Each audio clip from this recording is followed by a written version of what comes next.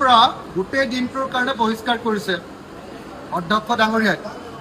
কাৰণ অসমৰ মুখ্যমন্ত্ৰীয়ে কৈ আছিলে যে অসম এনেকুৱা ভাল ৰাজ্য হৈ গৈছে যে আমি অৰুণোদয় দি দিয়াৰ কাৰণে অসমৰ মানে poverty rate, multi dimensional poverty rate আগৰ যিটো 36% আছিলে সেইটো 14%লৈ কমি গৈছে। মই তেতিয়া ক'লো যে নীতি আয়োগে দেখুৱাইছে যে আজিৰ দিনটোত মাল্টি ডাইমেনশ্যনেল প্ৰভাৰ্টি ইণ্ডেক্সত অসম ভাৰতবৰ্ষৰ ভিতৰত আটাইতকৈ দুখীয়া 6 নম্বৰ ৰাজ্য হয়। 14% হয়। বিহাৰৰ আগতে 56% আছিলে, এইটো 25% হ'ল। কিন্তু আগতে যেনেকৈ অসম 6 নম্বৰত আছিলে, 5 নম্বৰত আছিলে, 3 নম্বৰত আছিলে, এনেকৈ দুখীয়া ৰাজ্য 7 নম্বৰত আছিলে, 9 নম্বৰত আছিলে, এতিয়াও অসম 6 নম্বৰতে আটাইতকৈ দুখীয়া ৰাজ্য।